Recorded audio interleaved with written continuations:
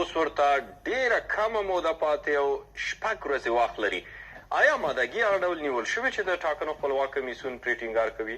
آیا امنیت هغه ډول دی چې سرتاسري ټاکنې وسي یا نسبي قناعت بښونکې ټاکنې وسي د خلکو د ګډون له اړخه؟ آیا خلک دې ته زړه ښه کوي چې په دې ټاکنو کې برخه واخلي؟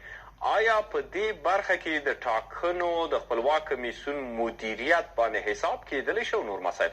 سره په سټوډیو کې د شیبا د پوهنتون استاد ادریس برنا موجود دی. ښاغلی برنا، تاسو ته ډېر ښه راغلاست وایم. ډېره زیاته مننه کوو چې زموږ بلنه منلې. پوښتنه همدې ځای نه پیلومه. کمیسیون یوازې دا څو ورځې مخکې وویل چې موږ لا آماده نه یو، استخدام مو ستونزې لري، دغه راز تخنیکي مسایل لا پاتې دي. نن یې کنفرانس ورکوي موږ بیخي آماده یو. ټاکنڅارې ډلې بیا وایي چې دوی 80% آماده دي، یعنې 40% فکر نه کوي کافي غټه خلا ده. بسم الله الرحمن الرحیم. زه په ګرانو کتونکو ته لیدونکو ته د آریانا تلویزیون لیدونکو ته خپل سلامونه او نیکې د هیله وړاندې کومه. متاسفانه د تاسو تیر ټاکنو که وګوري که څو ځله ټاکنې تیر شوي دي، که د راتلونکو ټاکنو هم ډېره مشکل باندې یو د غټ بحران باندې مخامخ دی. ځکه دې کمشنران چې دی، مخصوصا دوه کمیسیون رئیسان چې دی، نورستاني او شنواري، دواړه هم ډېر ناتوان او دې نشي کولی چې دې ټاکنو یو غټه فرصه دی مدیریت وکړي. اوس د یوازینی دغه کمشنران، مخصوصا دوه رئیسان په دې اړه کې د خپل ارتباطات باندې خپل کسان د کمیسیون که یوازینی د مالي هغه دپاره هلته جابجایي کوي. دی په مشکل په دې هغه کې نه دی، دی په څومره بحران ته ځي، څومره د شفافیت شته دی. زه فکر کوم که د نورو ټاکنو ډېر خطرناک ټاکنو ده، یو غټه بحران باندې مو مخامخ کېږي. دغه حالات کې چې کله مونږ ګورو ستونزې هم ډېرې زیاتې، شک نشته. تاسې ګورئ په زندان کې پخواني کمیشنران پراته دي. اوسني کمیشنران څنګه په داسې حال کې چې په خپله هم شکمن بریښي او بیا ټټر هم دې ته وي، ډاډ ورکوي، اطمینان ورکوي چې ګویا موږ به ډېرې رڼې ټاکنې وکړو، سرتاسري به وي، تخنیکي چارې بشپړې دي، استخدام مسله حل شوې ده او دې ته ورته نور هغه ادعاوې چې دوی یې کوي. ستاسې په نظر د دوی دا څرګندونې له کومه نشأت اخلي؟ خب ما ته دې ته ډېر خنده راځي که اوس هغه پخوا کمیشنران چې دی اوس په زندان کې دی، دی هغه نه بدتر دی. هغه مخکې دا رقم شعارونه په کاغذ باندې مخکې ورکړي وایي، خو موږ دا رقم ټاکنې کوو، موږ دا رقم ټاکنې کوو. ځکه دی ناتوان دی، ډېر ناتوان دی. ټاکنیزو کې زما پیشنهاد دغه دی، یوازینی سیستم دا دی، د خلک نظارول نوره لیاره نشته دی. صحیح دی، د ټوله نړۍ د ټولې دنیا کې ټاکنې کې هغه کې هغه شته دی، درغلي هم شته دي، تخطي هم شته دي، هم تقلب هم شته دي. خو افغانستان کې ډېر غټه دی. تاسو وینئ اوس په انتخابات څه شی په مشروعیت ورکوي؟ هغه امنیت دی. اوس جغرافیه د افغانستان، تاسو جغرافیه ته وګورئ، 100% د مخالفین په لاس کې دی. دې ته موږ څنګه کولی شي؟ زه فکر کوم ټول درو وایي. اوس که موږ نورستاني صاحب موږ هغه کې خبره کې موږ ولرئ، دغه خط مخ نه چا دې ته لیکل شوي دي. زه فکر کوم خارج نه لګل شوي دي، د کاغذ په مخ کې لیکل شوي، یا چا دې ته لیکلی دی، د ویان لیکلی دی، سکرتر لیکي، هغه نشي ویلی دی. څنګه دی تا د یو غټه فرصت مدیریت کی؟ حالا سوال اساسی فکر نمیکنین آقای برنا اینجاست که اگر کمیسیون به این فکر میکنه که تا چه حد یک بار و مسئولیت سنگین بر دوششان است و اگر احتمالا انتخابات به حد این بار بر رسوایی میکشه که قبل از این حتی انتخابات 2014 و بعد از آن انتخابات مجلس نمایندگان تا این حد رسوا نشده بود، پس اینا فکر نمیکنن که ما زیر سوال میریم؟ اینجا قوانین خواهد بود، محاکمه خواهد شده و ما گفتیم که در زندان میبینیم که کمیشنرها افتیده و به خاطری بود که نتانستن مدیریت بکنن. بسیار خوب، یک سوال را کردیم. شما متوجه باشین، من یک پیش‌فرض میگم. آقای الیاسی منشی سهم شکایات است. شما در تلویزیون میبینین، باور به خدا کنین که من میشرمم و آدم از قانون انتخابات با خبر نیست، چه برسه که بحران بسنجه. و کمیشنرایی که این بار از احزاب معرفی کرده، به جز از 2 یا 3 بسیار ناتوان است. خانم شنواری، خانم نورستانی، ما در بگراند از اونا توجه بکنیم، واقعیت جای شرم است. و توانایی مدیریت را ندارن، با آمدن به ریاست بزرگ که 80% یک قضیه افغانستان است که او دارن اینجا مدیریت بکنن. این فکر میکنم یک پرسی بسیار خطرناک است، نمیتونن عدم مدیریت مواجه میشن. یگانه راهش انتخابات که خوب است بعد از برگزار میشه، مردم است که یارا اجازه ندن نظاره‌گر ناظرای ملی و بین المللی مردم افغانستان باشن. خب لاین اگر کمک درست بکنین آقای برنا، همینجا حالا سوال اساسی این است که اگر آمادگی لازم وجود نداره، بله شما گفتین که از روی خط خانم نورستانی میخوان چیزی که گفتن، کی هست که میخواه بالاخره در عدم آمادگی های لازم از لحاظ تکنیکی و استخدام، در عدم موجودیت امنیت، در عدم مسائل سیاسی، البته موجودیت عوامل سیاسی، چرا باید اطمینان بتن و اینقدر هم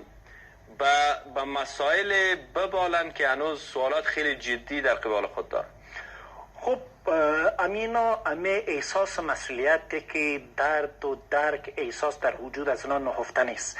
چیزی که در وجود از اونا نهفته است همین معاشات دلاری و فساد که بخشتان بگوییم که فساد مالی که حالا در پیشرو دارن و دارم همین روزا و کاندیدا برشان چی میکنن و وعده های چرب نرم. حالا شما ببینین در افغانستان بیش از که ما از کاندیدان برنامه بخواهیم، هر کدام از این علاقمند تقلب هستند، هر کدام از این آمادگی دارن، بر تقلب آمادگی دارن که میخواین در انتخابات تقلب بکنن و از با وجود این خواستایی که کاندیدا دارن، میتونه یک رئیس هم برایشان بهتر است. چرا بهتره؟ این چالش با فکر میکنم که تند سیاسی میگم که بهتر است. امینایی که میره خواستن، امینایی که به می رای دادن آوردن که در رأس یک پرسی بزرگ حالتانی است که برای پروسه انتخابات خوب است یا برای متقلبین که دست یک جا کنند؟ امیر میگم که ما در ازبکی یک چیز دارم، یک که بر قمچی امینای نمی بسیار جالب است و برشان خوب است که نمی رقم کرده و این انتخابات به بحران ببره و ایره شما بخواین نخواین انتخابات حتما به بحران هم میره توسط همین مدیران ناکاره و کمیشنرایی که فعلا ما میبینیم بسیار ناکاره هست و حتی از قانون انتخابات یا باخبر نیست. ما از نزدیک همراهشان صحبت کردیم، همین آقای الیاسی که منشی کمیسیون است و همین بانو نورستانی که بانو شنواری که شما ببینید اینو چه برنامه دارن و چگونه میتونن انتخابات اینو برگزار بکنن. سطح اعتماد و باور مردم افغانستان را چگونه میبینید؟ تا چه حد مردم اشتراک خواهند کرد؟ از یک سو مشکلات تکنیکی وجود داره، از دیگه سو مسائلی که تقلب گسترده صورت خواهد گرفت و جدیترین معضل هم عدم امنیت از این مورد. فکر میکنید تا چه حد مردم افغانستان بتوانند دل خوش بکنن تا برن و از رای خود استفاده بکنن؟ شما ببینید 70% مردم بی‌باور است و 70% در مشکلات مواجه است. کمیسیون در فاریاب جنگ است، در بدخشان جنگ است، بر 70% از کجا میگین؟ چیزی که ما ایره بررسی کرده دفتر توانمندسازی جوانان افغانستان و شما قسمی که میبینین و شما میگین که نه بیشتر شما گفتین جغرافیا هر روز طالب گرفته میای و انتخابات هم مشروعیت میبخشه، امنیت است، امنیت نباشه با کجا یا انتخابات میکنن؟ شما ایره بر ما بگین.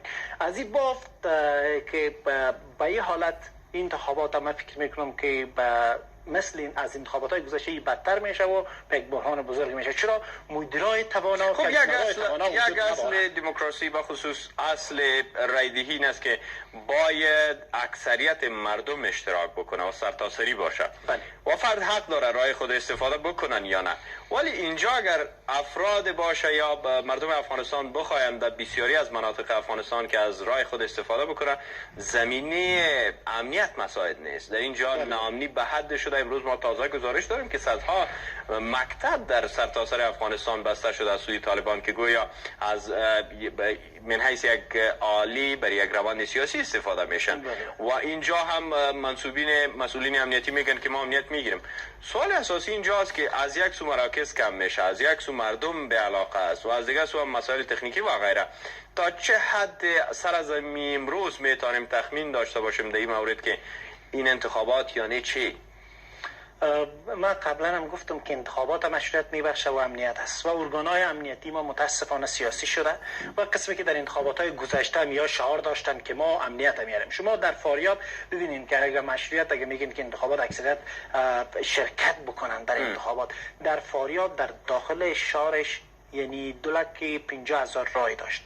این بار در انتخابات پارلمانی 14,000 استعمال شده و استفاده شد و اگر به نظر به انتخابات گال کیمیایی که ما در 6 میزان انتخابات شاهد می باشیم، در او جغرافیا را ما زیاد از دست دادیم که تنها ما فاریاب مثال میتونم بزنم. آخرین سوال خود را مطرح میکنیم، 1 دقیقه فرصت داریم جناب برنا. اگر ناظرین انتخاباتی میگن که 60% تنها آمادگی گرفته شده، از دیگه سو هم شما گفتن نهادهای زیادی هم به این باور است که انتخابات این بار رسواتر از گذشته خواهد بود و یک رویای وحشتناکتر از گذشته خواهد بود. در این صورت پس این همه لاف به خاطر چی است؟ آیا بازان عامه میخواین بازی بکنن یا توکل تو الله میخواین یک گونه پیش برن بالاخره؟ من بیشتر گفتم 70% یعنی کمیسیون مشکلات خود داره و بس دوم و ای است که یا با چشم مردم خاک میزنه یا عموما با اصطلاح هم بگیم کلی حقیقت نداره، برای شعار کاغذ است و فقط میخوان که سیاست بازی کنن که و سیاست هم به نوعی ترجیح کردن دروغ، نیرنگ، چل اینا صرفا نزدشان تعریفی است که رسیدن به قدرت تلاش ولی فعلا که در رأس قدرت آقای خالا مشکلی است که به این گونه فکر میکنیم به قدرت برسن خود جنجالتر میسازه مثلا. بدون شک مردم افغانستان، رهبرای افغانستان مخصوصا فعلا حکومتی که وجود داره در رأسش با امو جنجال ها بسیار خوش است. قسمی که انتخابات گذشته را دیدین با امو قسم همین جنجال خودشان در بینشان جور نامد. یک نفر به نام جان کیری از امریکا متحده آمریکا دعوت ما را پذیرفت. نه خبری بحث که برای سر